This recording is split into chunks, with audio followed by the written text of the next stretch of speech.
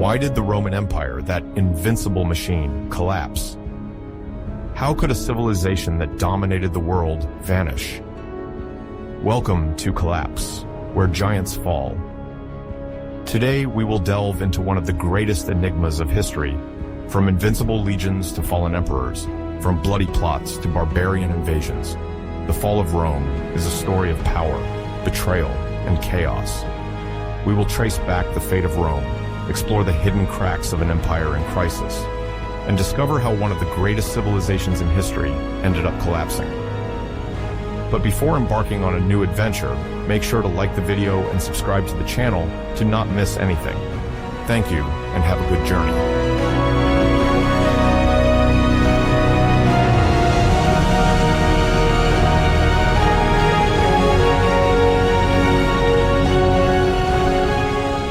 Imagine a small village on the banks of the Tiber, in the center of the Italian peninsula, surrounded by hills and blessed with a mild climate.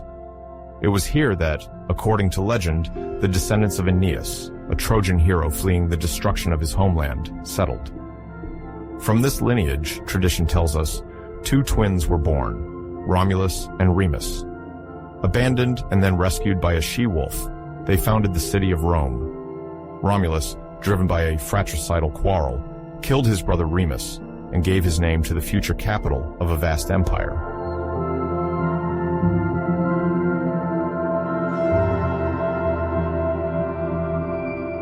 These stories, passed down from generation to generation, are part of Rome's legendary heritage. They are certainly full of symbols, the nurturing she-wolf, the heroic destiny, but the historical reality is less spectacular. In reality, Rome was born from a gradual grouping of rural communities settled on the hills of Latium. The so-called royal period roughly extends from the 8th to the 6th century before Christ.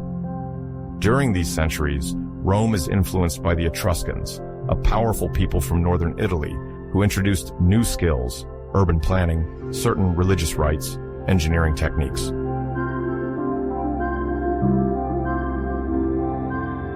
Around 509 before Christ, tradition reports the expulsion of the last Etruscan king, Tarquin the Proud.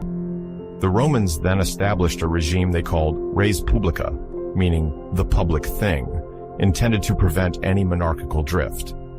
At the head of this emerging republic is the Senate, a consultative and aristocratic body, and annual magistracies, like the consuls, responsible for implementing decisions and leading the army. This system aims to be collegial. Concentrating too much power in the hands of one man is avoided. However, political weight remains primarily with the patricians, these great families owning lands and wealth.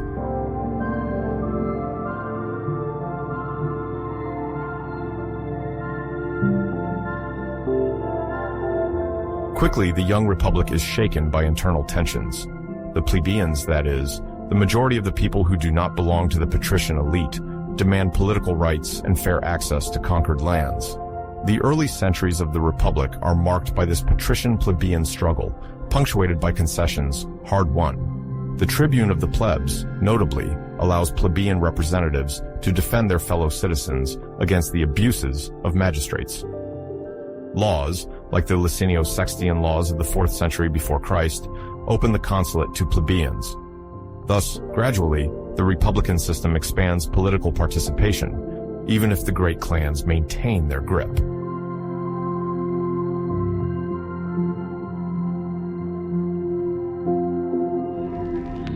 Within this republican framework, Rome embarks on military expansion. Initially around the city itself, it gradually subjugates neighboring peoples. The Samnite Wars, between the 4th and 3rd centuries before Christ, ensure its dominance over central and southern Italy. Thanks to a skillful network of alliances, Rome gradually integrates Italic peoples, sometimes granting them special status or partial citizenship.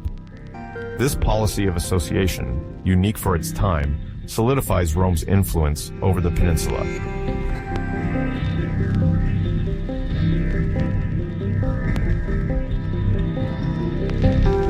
Then comes the crucial period of the Punic Wars, between the 3rd and 2nd centuries before Christ, against Carthage, a wealthy rival city-state located in North Africa. Three major conflicts opposed the two powers for control of the Western Mediterranean. The most famous episode is undoubtedly Hannibal's crossing of the Alps with his war elephants during the Second Punic War. Finally, Rome, thanks to its tenacity, its remarkable capacity for mobilization, and the genius of some generals like Scipio Africanus, managed to defeat Carthage. This victory established the Roman Republic as the main military force in the Western Mediterranean. It conquered Sicily, Sardinia, Corsica, and later the Iberian Peninsula.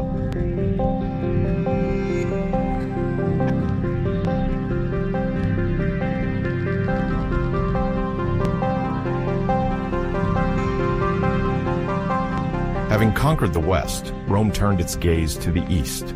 It attacked the Hellenistic kingdoms that emerged from the empire of Alexander the Great. Gradually, Greece and Asia Minor, corresponding to present-day Turkey, fell under Roman influence. This momentum transformed Rome. From an Italian city, it became a Mediterranean power, controlling more and more distant provinces. War spoils, tributes paid by the defeated, and abundant slave labor proliferated. The great Roman families became wealthier, built sumptuous villas, and consolidated their power. Meanwhile, the small farmers, often mobilized for long military campaigns, struggled to maintain their lands.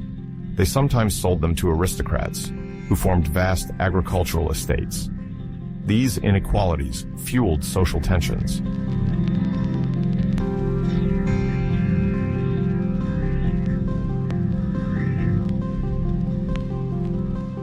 In response to these growing problems, some figures attempted agrarian reforms to redistribute land and relieve the poor plebeians. The Gracchus brothers in the 2nd century before Christ are the best known. But the opposition from the Senate and wealthy elites was fierce. A climate of political instability ensued. Rome, although at the height of its territorial power, was shaken by internal conflicts that foreshadowed the crises to come.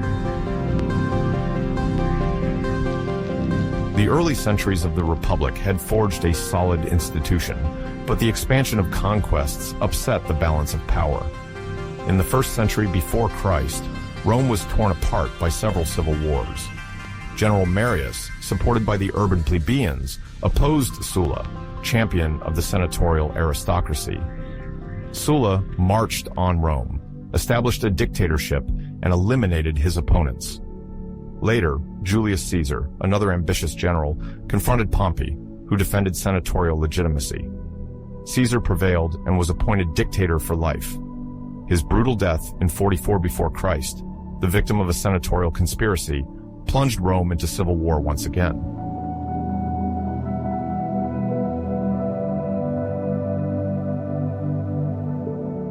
This period also saw the emergence of coalitions of generals, called triumvirates. The first united Caesar, Pompey, and Crassus. The second, Octavian, Lepidus, and Mark Antony. Over the course of battles, Octavian, nephew and adopted son of Julius Caesar, eliminated his rivals. After the decisive victory over Antony and Cleopatra at Actium in 31 before Christ, Octavian became the strongman of Rome. In 27 before Christ, he took the title of Augustus and inaugurated a new regime, the Principate.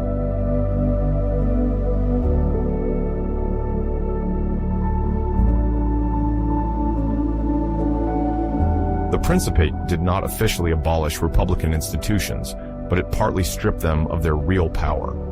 The emperor held tribunician power, meant to protect the plebeians, and proconsular imperium, authority over the army. Augustus presented himself as the one who restored peace and tradition after the civil wars.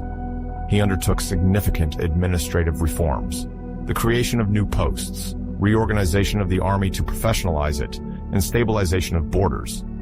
He focused on spreading the idea of a moral renewal, encouraged the imperial cult, and relied on talented writers to shape an idealized image of his governance. In reality, Rome transitioned into a de facto monarchical system, supported by the loyalty of the army and the charisma of the imperial figure.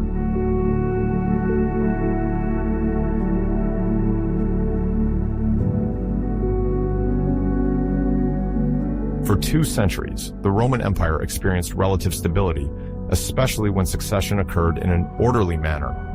After Augustus, the Julio-Claudian dynasty, with Tiberius Caligula Claudius Nero, continued, with varying degrees of success, this system. Then came the Flavians, with Vespasian, Titus, Domitian, and finally, the Antonines.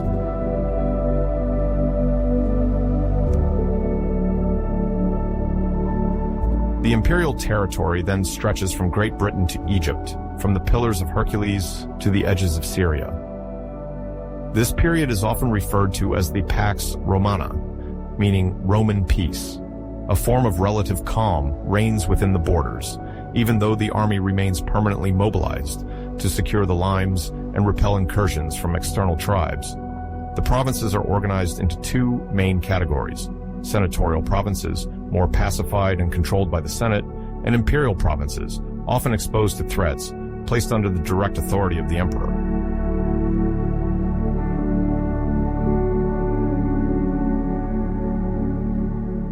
The tax system is strengthened. The state raises taxes in money, sometimes in kind, to finance the army and the bureaucracy. Governors administer the provinces, ensuring order is maintained, taxes are collected, and justice is delivered. The army becomes professionalized with long-term enlistment and regular pay. Once demobilized, veterans receive land and contribute to Romanize the provinces where they settle.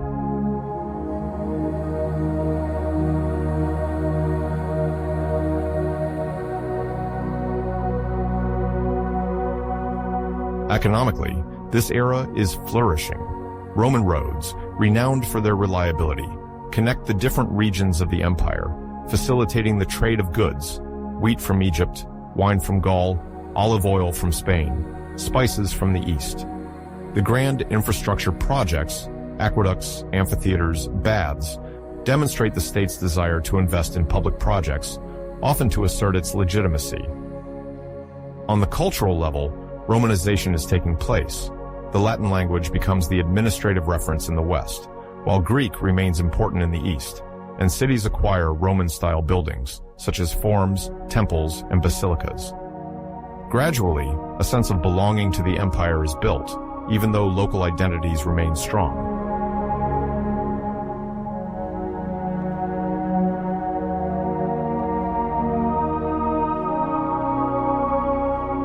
At the heart of this prosperity, currency plays an essential role. The Romans mainly issue three types of coins: the aureus in gold, the denarius in silver, and for daily circulation, bronze coins such as the sesterce or the as.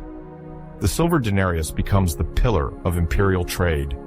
Reliable, its weight and silver content remain relatively stable during the first centuries of the empire, inspiring confidence in traders. Provincials become accustomed to using Roman currency, accepted throughout the empire, greatly facilitating exchanges and payment of troops.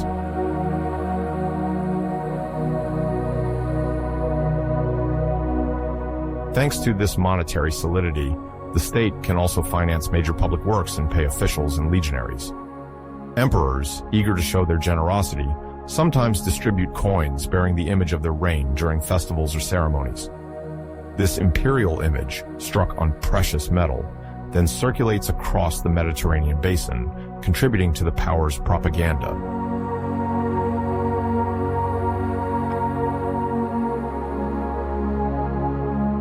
However, some signs show that this balance is not infallible. Nero, who ruled between 54 to 68 Anno Domini, practices the first notable reduction of the silver content of the denarius, a way to mint more coins from the same amount of precious metal. Although controlled, this measure indicates that it becomes costly to pay the army and cover public expenses. Later, other emperors such as Vespasian continue this process on a small scale. For now, the economy is dynamic enough to absorb this without too much damage. But these slight devaluations foreshadow more serious monetary drifts in the following century.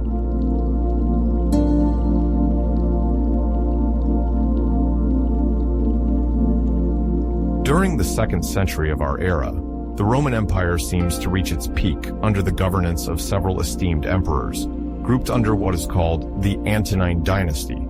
Among them are Trajan, Hadrian, Antoninus Pius, and Marcus Aurelius.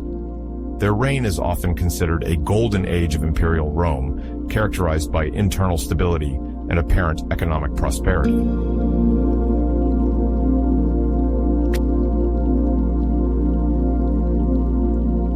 Trajan, for example, undertakes measured but strategic military campaigns, notably in Dacia, present-day Romania, thus enriching the empire with new territories and valuable resources. Hadrian, more concerned with stabilizing borders than conquering, focuses on consolidating defenses. The famous Hadrian's Wall, built in the north of present-day England, illustrates this desire to secure the empire's boundaries.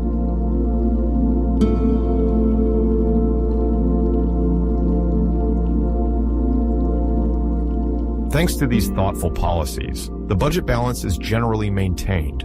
The income from the provinces and the flourishing trade cover the state's expenditures, whether it is the maintenance of the legions, major works, or paying the soldiers' wages. The gold and silver flowing into the Roman coffers maintain confidence in the currency, particularly in the silver denarius, the backbone of transactions.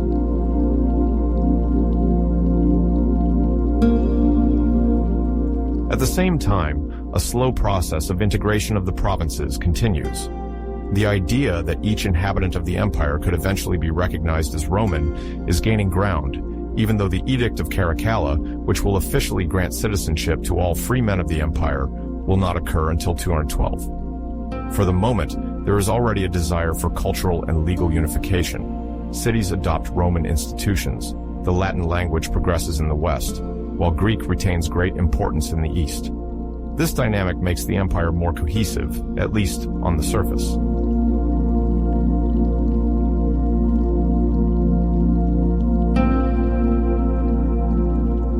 The death of Commodus in 192, Anno Domini, marks a turning point. Commodus, son of Marcus Aurelius, breaks with the image of the good Antonine emperors. His assassination opens a period of turmoil and rivalries. Several claimants vie for the imperial purple, each relying on the support of one or more legions. It is ultimately Septimius Severus who triumphs in 193, giving birth to a new dynasty, the Severans.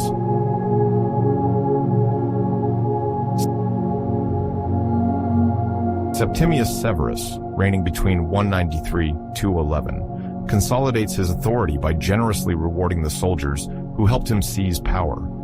The legions become increasingly powerful because their loyalty can make or break an emperor. To maintain their loyalty, the emperor must increase salaries, offer privileges, and sometimes turn a blind eye to certain abuses. These largesses are costly. The state finds itself under financial pressure, drawing from the treasury accumulated under the Antonines.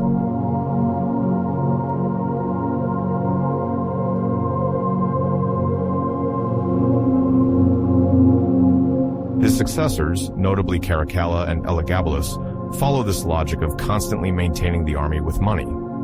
Caracalla, to finance his projects and pay the soldiers, does not hesitate to mint coins in large quantities and reduce the silver content in the denarii. This practice of devaluation, already observed under some previous emperors, accelerates and gradually arouses the distrust of the business world and the population. At the same time, the army becomes more politicized. Any victorious general at the helm of his legions can proclaim himself emperor, opening the door to new civil wars. The Severans, despite their desire to restore imperial authority, do not completely succeed in curbing this militarization of Roman political life. Clear signs of instability appear, heralding the deeper crises of the 3rd century.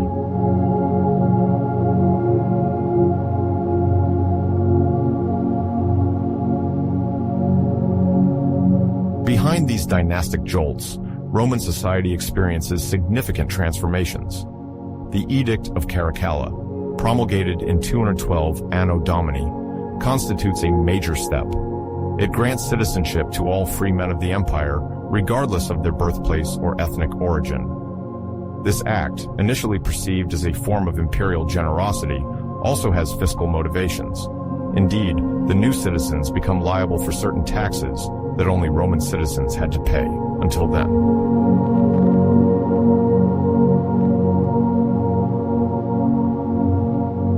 The tax burden continues to grow, maintaining an ever-demanding army, financing new architectural projects, or compensating for the lavish expenses of the imperial court requires a sustained flow of money. As gold and silver reserves dwindle, the state must be crafty to meet its payments, either by increasing fiscal pressure or by lowering the quality of the minted coins. This increase in taxation affects the entire society. Even the rich landowners feel threatened. Merchants risk bankruptcy. Small peasants crushed by tax and debt sometimes become indebted to the powerful.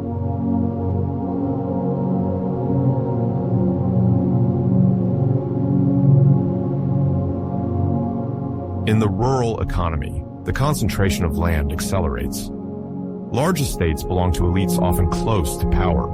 Struggling small owners end up selling or renting their plots, becoming colony, that is, tenants halfway between freedom and servitude.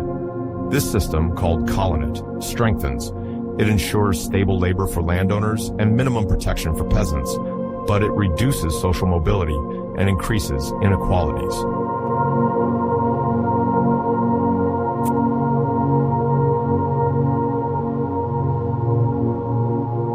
Furthermore, we are witnessing the beginning of an economic slowdown. The first signs of inflation, linked to currency degradation, are appearing.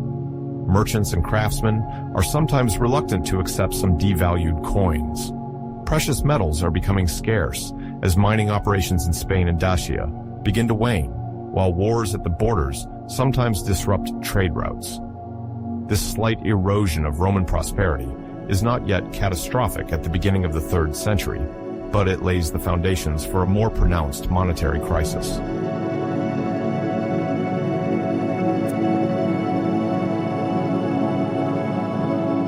Finally, trust in imperial authority is gradually cracking. The reforms, often carried out in urgency, do not always address the structural causes of the problem. The state finds itself adopting short-term policies, preferring to immediately satisfy the army and certain pressure groups rather than developing a coherent long-term vision. While in the time of the Antonines the empire was still relatively stable, the end of the dynasty and the transition to the Severins highlight that good leaders alone are not enough to maintain such a vast and costly edifice.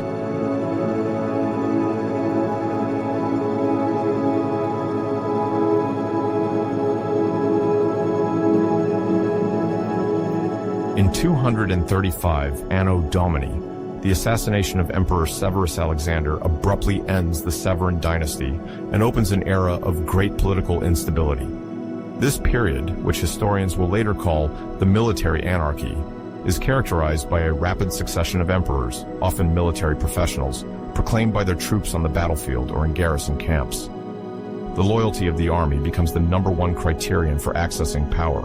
Anyone who controls the legions can claim the imperial title, but keeping it proves to be much more difficult.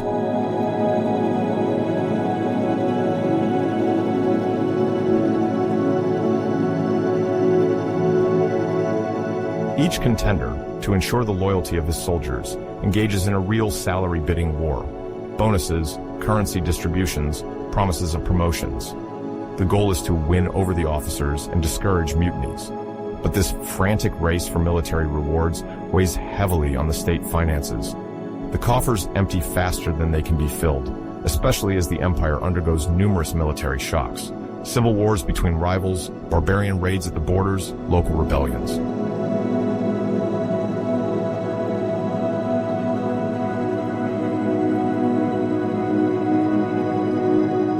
To compensate, monetary emissions are multiplied, often by reducing the amount of precious metal in each coin. The result, the intrinsic value of the currency drops, leading to inflation and widespread distrust. Meanwhile, insecurity spreads across the empire. In the countryside, plundering or the passage of armies, both friendly and hostile, leads to a decrease in agricultural production.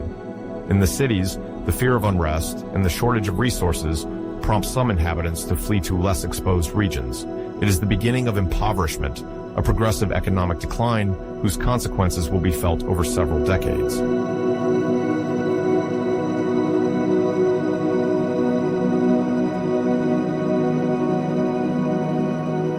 At the heart of the malaise lies a problem that, although purely technical at the outset, will take on gigantic proportions: monetary devaluation.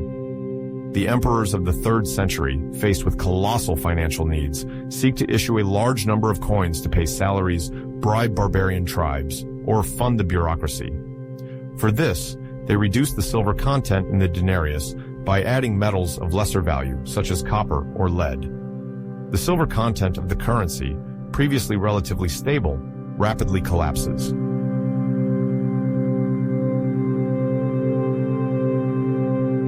This alteration affects the entire economy. The coin loses its purchasing power because merchants quickly understand it contains less precious metal. Confidence in the currency decreases, fueling an inflationary spiral. Prices rise, making it difficult to purchase basic necessities like grain or oil. The popular classes, already fragile, are the first victims of this sudden increase in prices.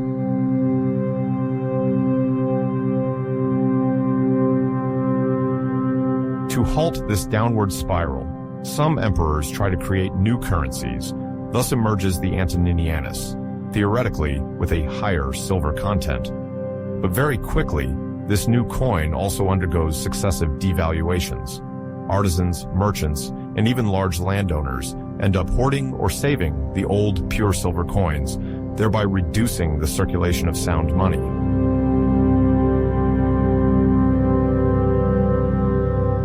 The consequences are dramatic for the state. To pay its official suppliers, for example, those who provide the legions with wheat, it requires more and more coins as their real value has dropped. Entrepreneurs, on their side, no longer see the point of supplying goods to a state that pays them with a depreciated currency. Tax collection also becomes more difficult. Taxpayers, aware of the low value of the official currency, attempt to evade their duty through fraud or corruption. In response, the authorities increase taxation, gradually imposing contributions in kind, which heightens dissatisfaction and encourages tax exile or open rebellion in some regions.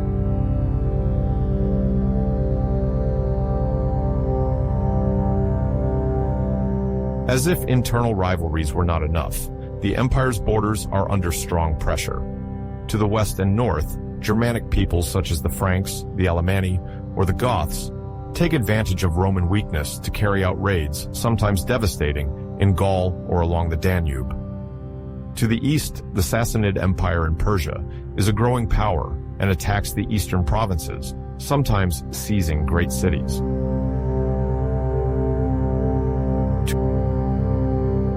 To repel these threats, the empire must raise more troops, reinforce fortifications along the limes, and maintain a complex logistics system. However, the army is already a considerable financial drain, especially in a context of monetary devaluation. Soldiers constantly demand pay adjustments to compensate for inflation. The emperors, in their desire to keep the army on their side, try to follow suit, further exhausting reserves.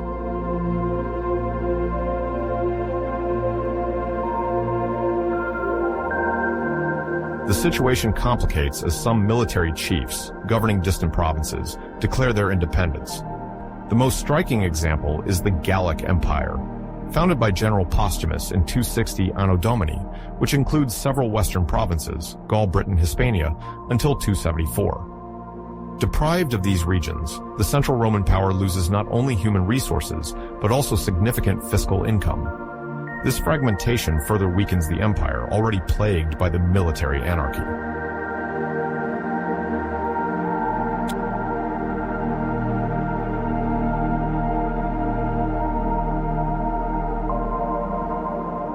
To this already bleak picture are added several demographic catastrophes.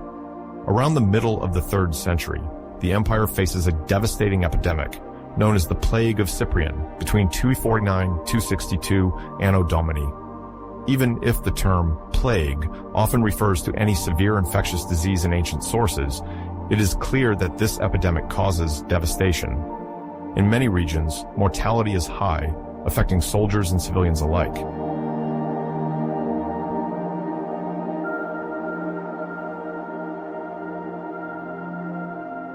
This massacre mechanically reduces the empire's ability to defend itself.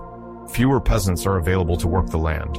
Agricultural production falls, and shortages are felt. The lack of workforce is accompanied by violent requisitions to feed the troops. Once again, this vicious cycle encourages the abandonment of certain rural areas deemed too exposed or overtaxed. Entire villages relocate, seeking to escape fiscal pressure or barbarian raids.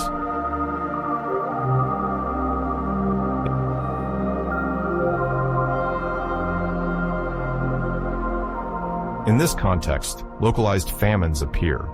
When the empire can no longer ensure a safe supply of foodstuffs, cities depend on sometimes failing local agriculture. Inflation particularly affects basic food products. The price of wheat, for example, can soar from one region to another. Inequalities deepen further as the wealthier manage to stockpile or buy on the black market, while the less fortunate do not have this option.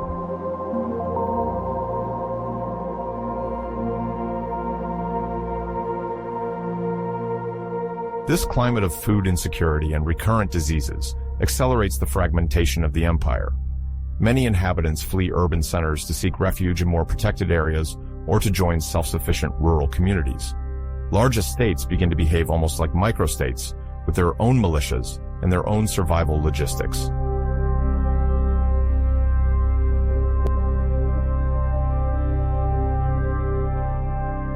While threats accumulate, the imperial power tries to maintain a solid administration. At this time, the Roman Empire already counts a wide range of officials: procurators, prefects, tax collectors, palace agents. Theoretically, this administrative network aims to ensure order, collect taxes, and manage the requisitions needed for the army. But in practice, the monetary crisis and the absence of stable central authority encourage corruption and nepotism.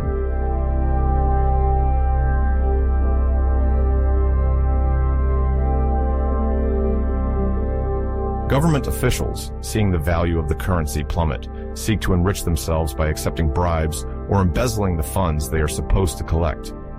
Some tax farmers exploit the situation to extract more from taxpayers, hoping to offset the rampant inflation. In return, the population, already suffocated by taxes, revolts, or supports usurpers who promise fair reforms and a reduction of burdens.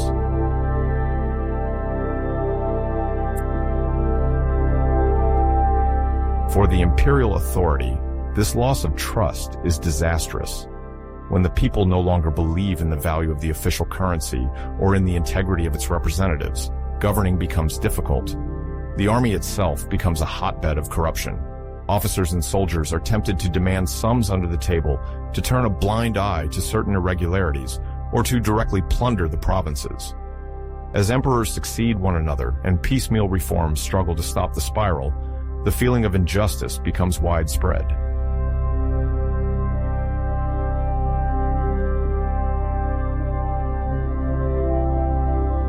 It is in this climate that figures like Diocletian will soon appear, ready to take radical measures to restore order. But before this resurgence, the empire goes through a real quagmire. Divided, impoverished, and threatened from all sides, it is close to disintegration. The 3rd century, often summarized by the expression military anarchy, is much more than a series of conflicts between claimants. It is the moment when the Roman system, once so solid, wavers in its monetary, economic, and social foundations.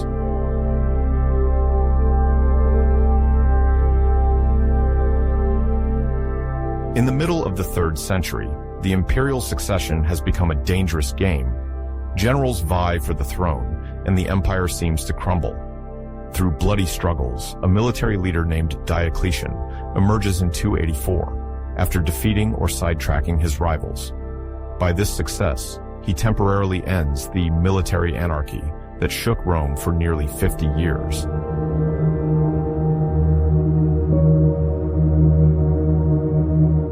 From the outset, Diocletian understands that he must restore the dignity of the imperial office, widely undermined by the self-proclaimed lightning emperors and their quick overthrow. He therefore strengthens the imperial majesty by introducing a more rigid court ceremonial, inspired by Eastern traditions. The emperor is no longer a simple princeps, the first among citizens, inherited from the Augustan tradition. He becomes a dominus, a quasi-sacred lord. Imperial audiences become rarer, the sovereign shows himself less accessible, surrounded by close guards and strict etiquette. This decorum aims to establish a symbolic distance between the emperor and the people, in order to restore respectful fear and obedience.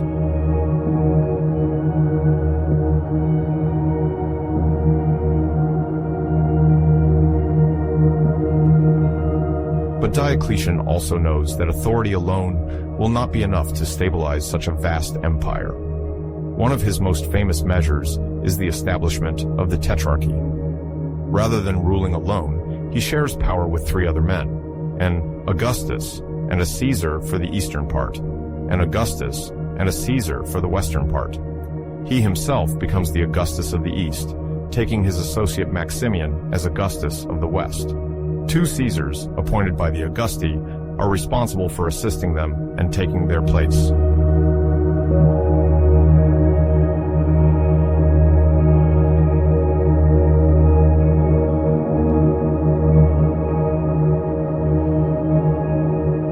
The objective of this unprecedented organization is twofold.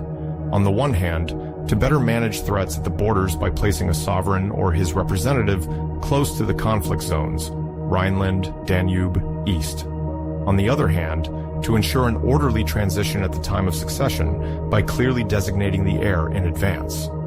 Diocletian thus hopes to break the infernal cycle of conspiracies and civil wars that have torn the empire apart for decades. Although ambitious, this system shows some effectiveness in the beginning, contributing to contain, if not eliminate, the risks of violent divisions.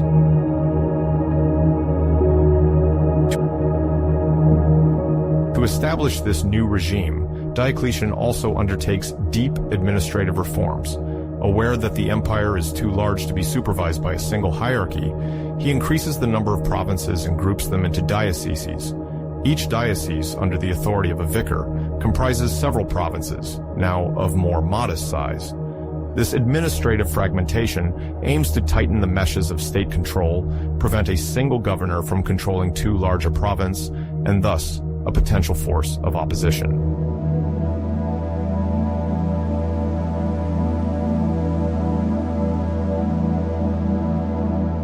The immediate consequence is the rise of bureaucracy.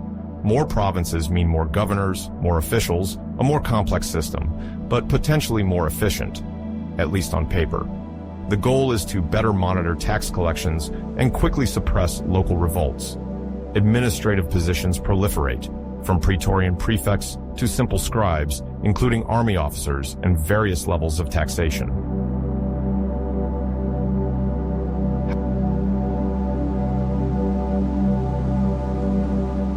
However, this administrative expansion also has its share of drawbacks. The system becomes costly to maintain, and the multiplication of positions can encourage corruption. Controls are indeed tighter, but embezzlement can occur at smaller levels, which are difficult to detect from the top. Therefore, the empire needs to collect more taxes to operate this apparatus, which increases the tax burden on the populations.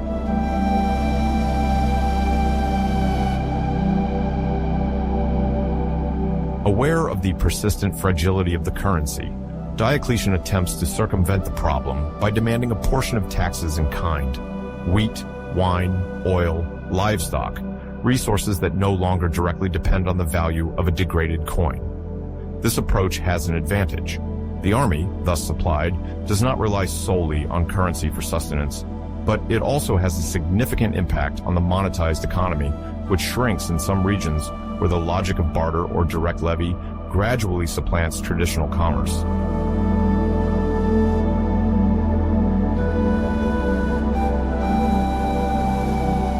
One of Diocletian's priorities is to restore confidence in the Roman currency.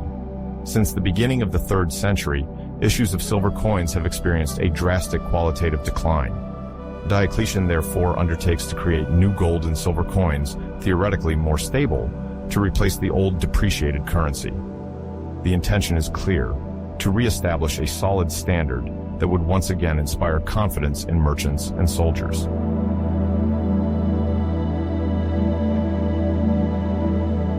However, minting higher quality coins is not enough if prices continue to soar. Thus, in 301 Anno Domini, Diocletian promulgates the edict on maximum prices. This text attempts to set a ceiling on the sale prices of various goods as well as wages, in the hope of curbing inflation. Historians have found fragments of this edict, which lists, article by article, rates for wheat, meat, oil, even the cost of travel or labor.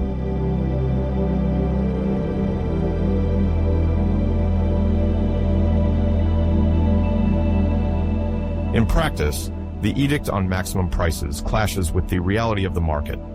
Merchants are reluctant to adhere to imposed prices, often lower than what demand would allow them to earn. A black market quickly develops, allowing those who can to sell or buy at higher prices. Authorities attempt to crack down, but repression remains difficult and only fuels tensions. Some craftsmen or peasants prefer to hide their production to sell it outside official control, while others even flee regions that are too monitored. The relative failure of the edict on maximum prices demonstrates that administrative regulation, however well-intentioned, cannot alone correct the deep imbalances of an economy in crisis.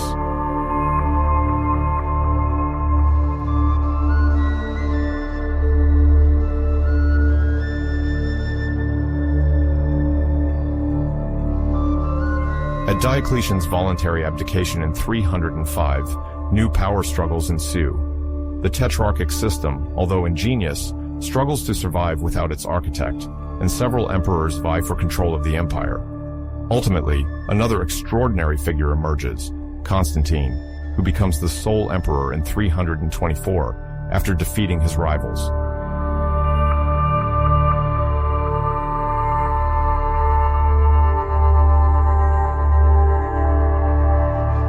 Constantine marks history with his religious policy. According to tradition, he converts to Christianity after a miraculous vision before the Battle of the Milvian Bridge in 312. In 313, he signs the Edict of Milan with Licinius, which proclaims tolerance of Christianity throughout the empire. This act makes Christianity an important ally, granting Constantine a new spiritual legitimacy. The Church, which was until then persecuted or tolerated according to the whims of emperors, gradually becomes a respected institution and a conduit of imperial authority.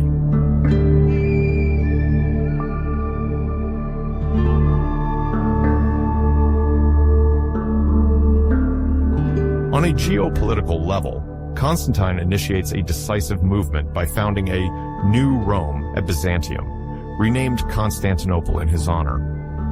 This city, located on the Bosphorus, enjoys an exceptional strategic position at the crossroads of trade routes between Europe and Asia, and close to the rich agricultural regions of Asia Minor and Egypt. This choice reflects a gradual transfer of the empire's center of gravity towards the east, more prosperous and less exposed to Germanic invasions.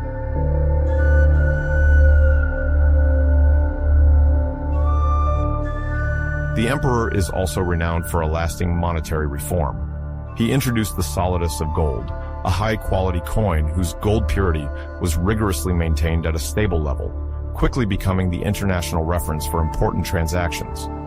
The solidus offered monetary stability that had been sorely lacking for over a century. Its success was such that the Eastern Empire, later known as the Byzantine Empire, continued to use it for many centuries.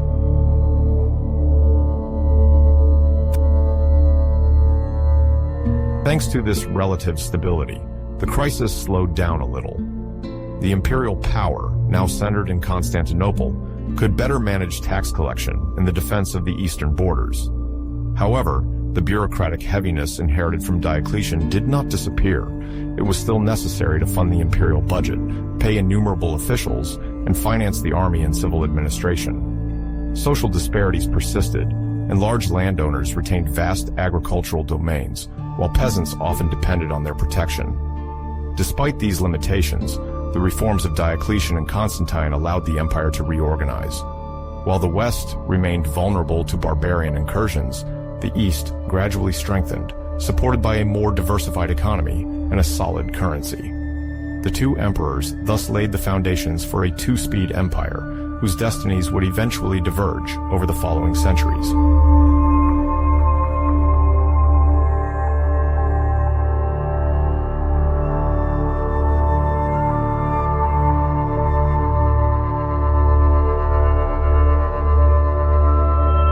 Upon Constantine's death in 337, the Roman Empire, already immense and complex to govern, was divided among his sons. This fragmentation of imperial power became a habit, with each emperor seeking to distribute his heritage among several heirs. But these successive partitions, supposed to ensure stability, only increased tensions and rivalries among the different branches of the imperial family. For several decades, the empire oscillated between reunification and division, depending on civil wars and shifting alliances.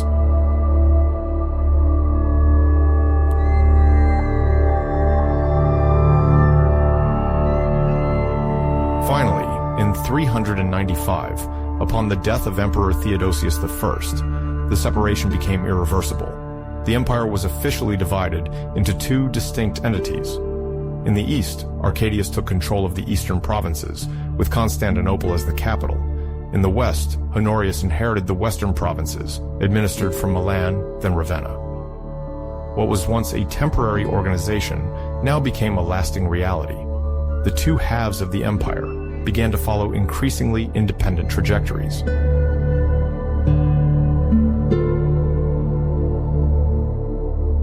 As time passed, disparities widened between the East and the West.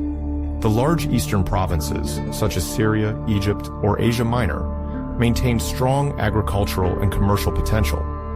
Caravans crossing these regions brought back spices, silks, and other precious goods, spurring intense maritime traffic in the eastern Mediterranean. The Hellenized cities of Antioch, Alexandria, or Ephesus maintained a high level of urbanization, with intact infrastructure and a vibrant cultural life.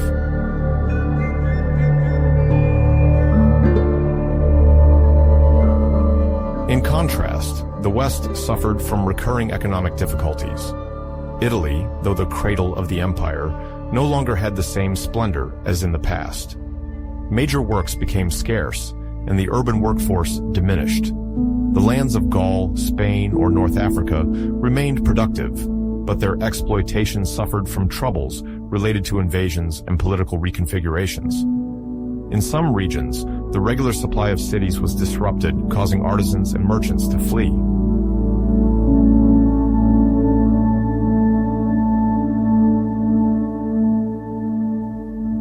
Moreover, the Germanic pressure was felt more on the Rhine and Danube frontiers. Better financially equipped, the Eastern emperors could focus their efforts on defending their own borders, while the Western court struggled to mobilize the necessary resources. Military responsibilities were often entrusted to generals of barbarian origin, whose loyalty largely depended on their ability to obtain new lands or subsidies for their troops. In this context, Constantinople, today Istanbul, gradually strengthened its status as a political gravity center to the detriment of Rome, which lost symbolic authority.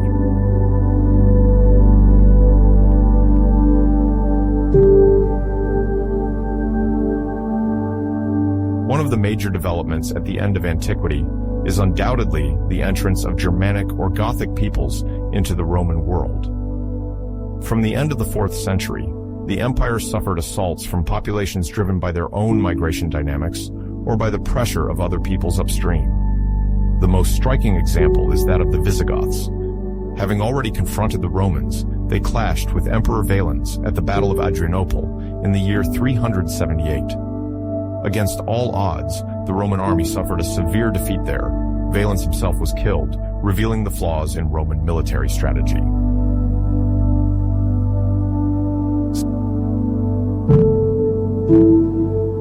Subsequently, the Visigoths obtained a status of foederati from the empire. They were allowed to settle on Roman lands, supposedly in exchange for their military support. This practice became widespread. Vandals, Burgundians, Franks, and even Suebi made similar agreements, theoretically intended to strengthen the imperial army by adding more combatants. In reality, these massive settlements eroded Roman authority. Each federated people retained their own leaders, their own laws, and often acted as an independent regional power.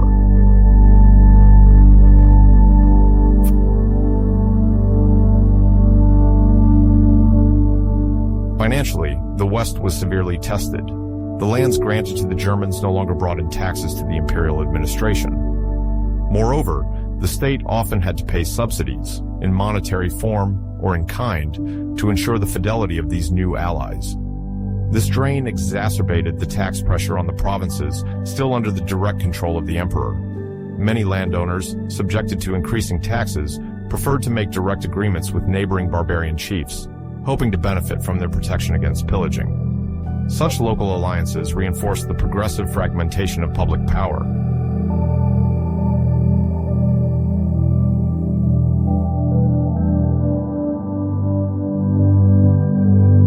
In a landscape where authority was disintegrating, currency played a revealing role in economic vitality.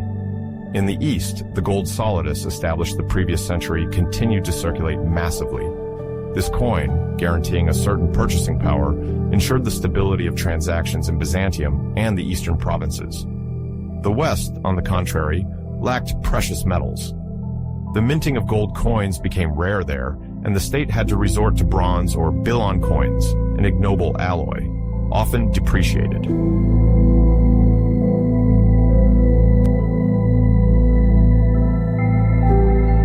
This depreciation not only affected commercial exchanges, it also impacted the overall confidence in the imperial administration's ability to fulfill its commitments. Farmers sometimes preferred to resort to barter. They exchanged wheat, wine, or oil for other essential goods. Long-distance transactions decreased because merchants hesitated to accept a currency whose value was questionable. The trade routes, already less safe due to barbarian incursions, lost part of their traffic.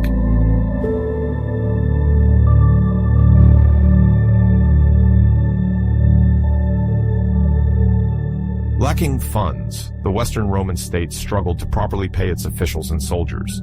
The legionnaires, dissatisfied, could then resort to pillaging or be tempted to switch sides if a barbarian chief offered them better compensation. The tax collection networks became disorganized. Some tax collectors, to increase their own wealth, extorted taxpayers, while others vanished in the face of advancing enemy troops.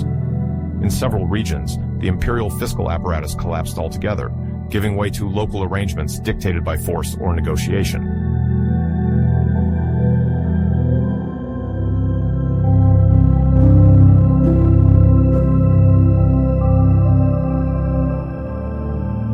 The heavy bureaucracy, patiently built over previous decades, therefore had to operate in an increasingly hostile environment. For reasons of prestige or to reinforce a control that was slipping away, the imperial court multiplied the positions. Each diocese, each prefecture, each office had officers responsible for ensuring compliance with the laws and the collection of taxes. But in reality, these complex procedures led to administrative delays and, above all, favored corruption.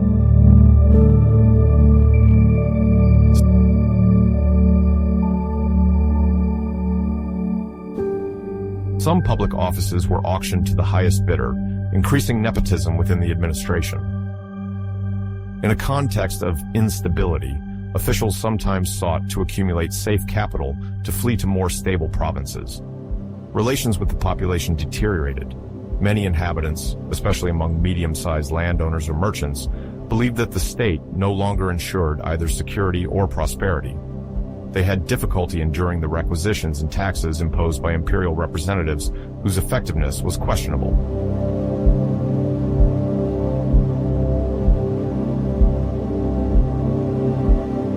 The break between the central power and the grassroots is reflected in a retreat to more protective local structures. The large landowners, later known as possessores or great lords, sometimes set up their own militias to protect their estates. Peasants, in search of security, place themselves under the protection of these notables, losing in freedom what they gain in safety. Despite numerous imperial laws, they become difficult to enforce in remote areas. Some barbarian generals settled in the West exercise quasi-sovereign power, further marginalizing the official government.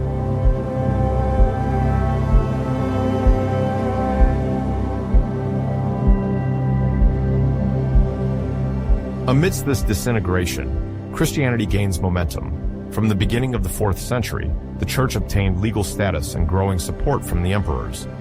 Roman elites, traditionally linked to the ancient civic religion, gradually turned towards the Christian faith. In the 5th century West, many dignitaries, senators, or local magistrates claim this religion, which they view as a moral and spiritual benchmark, while the imperial order crumbles.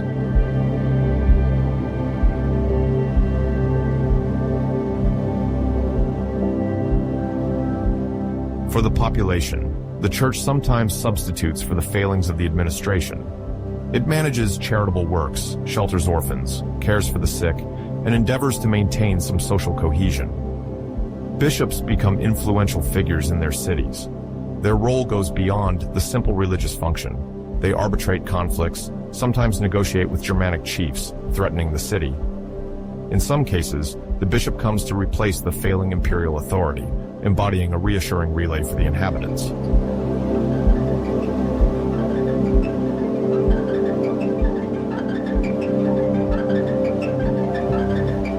However, this rise of the Church is not without tensions. Doctrinal disputes, between Arians and Nicenes for example, divide communities. Successive councils attempt to settle these theological controversies at the risk of causing schisms and rivalries. From a political viewpoint, the ecclesiastical hierarchy sometimes collects substantial revenues for its works, thus competing with the imperial treasury. In some regions, the church and the state enter into conflict for the control of resources and the population.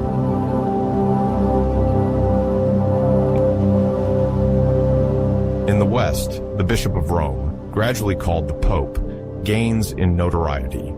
He benefits from the spiritual heritage of the historical capital of the empire, reinforced by the memory of the Apostle Peter, believed to have been the first Bishop of Rome. As the Western imperial authority fades, the papal figure gains importance, influencing diplomacy with the Germanic kings.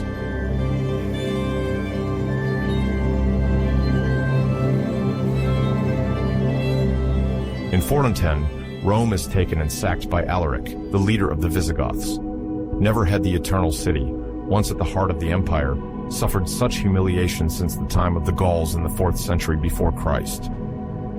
For the Romans, this sack has considerable resonance. More than the material losses, the psychological shock is immense. Rome, so long considered inviolable, has succumbed to invaders dubbed barbarians. This symbolic breach demonstrates that the Western Empire can no longer effectively assume its own defense.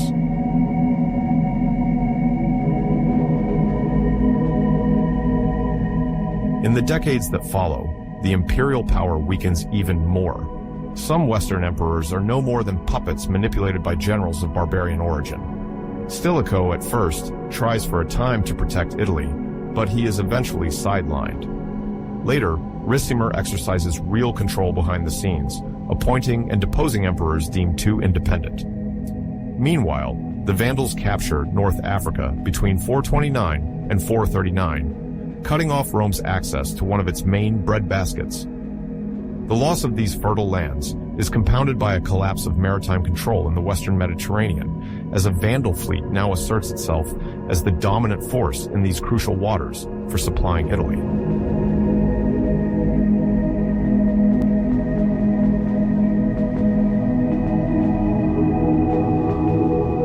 With these invasions and territorial secessions, Roman authority disintegrates. The western provinces fall under the sway of Germanic kings who establish their own administration and levies.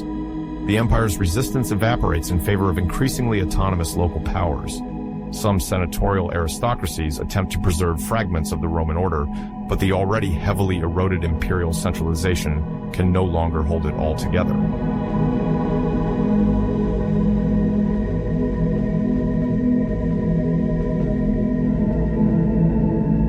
During this twilight 5th century, currency remains one of the thermometers of the empire's health. In theory, the gold coin, the solidus, continues to be minted and preserved in Constantinople. But the West is sorely lacking. Its reserves of precious metals have dried up, and trade routes have become unstable. Unable to maintain reliable coinage, the Western court finds itself unable to regularly pay the wages of regular troops.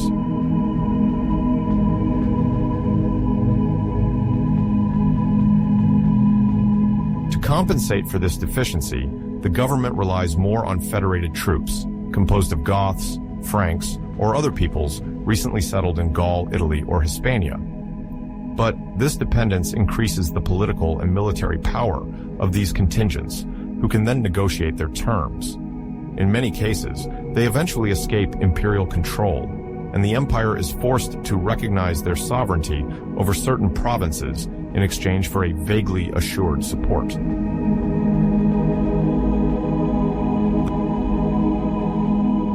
The fall in the value of bronze or bilong coins, containing little noble metal, and the absence of a stable currency lead to an overall shrinkage of the market economy. Without funding, the state can no longer maintain roads, bridges, and aqueducts, nor restore public buildings. Gradually, the commercial sphere dwindles, long-distance trade becomes sparse, and self-sufficiency strengthens in the countryside.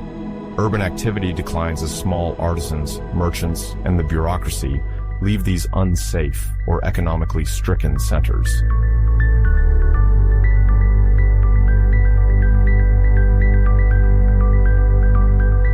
In 476, Romulus Augustulus, a young Western emperor practically unknown outside Italy, is deposed by the Germanic leader Odoacer. This event immediately takes on a symbolic value. For traditional Western history, it represents the official end of the Western Roman Empire. In reality, imperial power had already lost much of its influence for many years. Odoacer, proclaiming himself king of Italy, disregards the imperial figure and sends the insignia of power to Constantinople, acknowledging, with little sincerity, the honorary authority of the Eastern Emperor.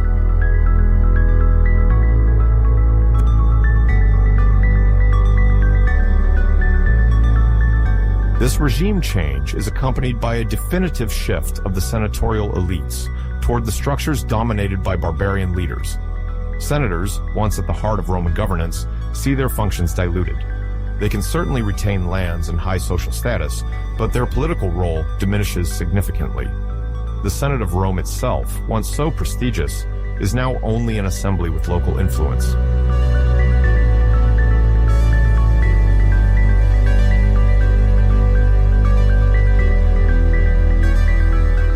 In parallel, the central administration in the West effectively disappears. The prefects of the praetorian, governors, and civil magistracies give way to new local authorities, a mix of Roman institutions and Germanic customs. Identities are recomposed, Rome ceases to reign definitively, and even the idea of a unified empire is limited to the East.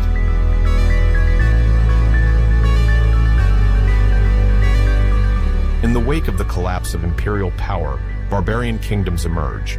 Visigoths in Hispania, present-day Spain, Franks in Gaul, present-day France, Ostrogoths in Italy, and Vandals in North Africa. Each of these kingdoms is organized around a king and a warrior nobility, while gradually accommodating elements of the Roman heritage. Tax structures, legal frameworks, and Latin culture do not disappear overnight. Rather, there is a gradual fusion. Some Germanic chiefs understand the advantage of adopting Roman administrative practices to tax and manage local populations. Mixed marriages between Roman and barbaric elites also favor integration. Latin culture, carried by the Church, remains alive.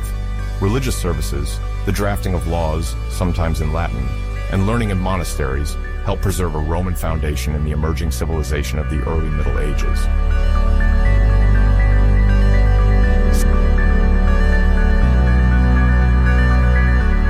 Cities, though often depopulated, mostly continue to exist, with municipal institutions inspired by the imperial era. Furthermore, the church becomes a pole of stability and continuity. It recovers libraries, establishes episcopal schools, and copies ancient texts. In monasteries, scholarly life is maintained, allowing the transmission of Roman memory through the centuries.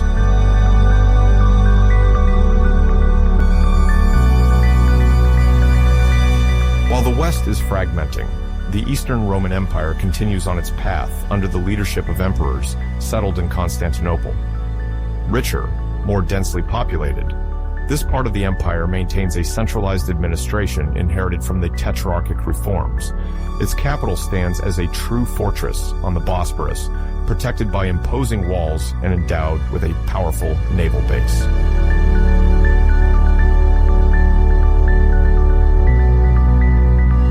On the monetary front, the East preserves the gold solidus, which ensures the fluidity of commercial exchanges. Numerous maritime routes connect Egypt, Syria, and Asia Minor to Constantinople, favoring economic growth. Furthermore, the state apparatus remains relatively stable. The emperors, still claiming Rome, adapt the institutions to face Persian threats or incursions from the north.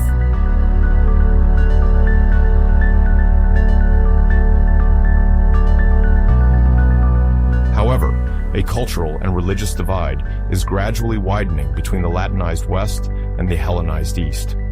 Doctrinal divergences, particularly concerning the nature of Christ, lead to tensions between the Western Church, closer to Rome, and the Eastern Church. A future rivalry begins to take shape, which will culminate much later in the schism between Western Catholicism and Eastern Orthodoxy.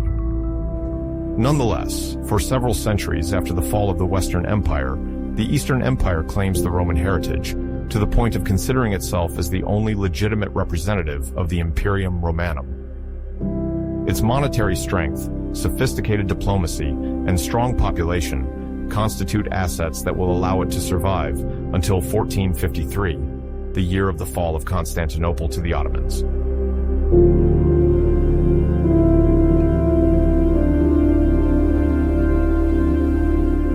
The fall of the Western Roman Empire is thus a multifaceted process.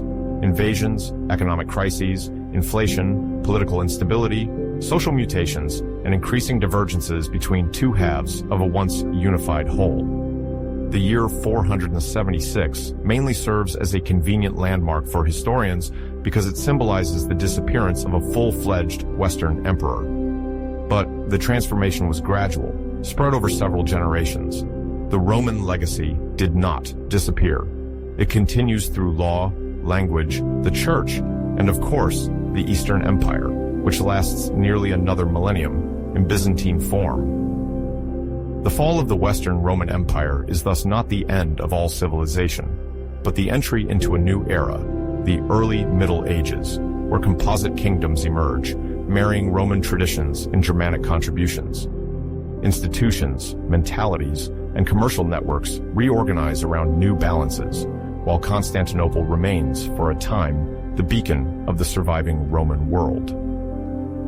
The history of this long transition highlights the complexity of the economic, political, and cultural factors that can lead an empire to decompose before being reborn in other forms.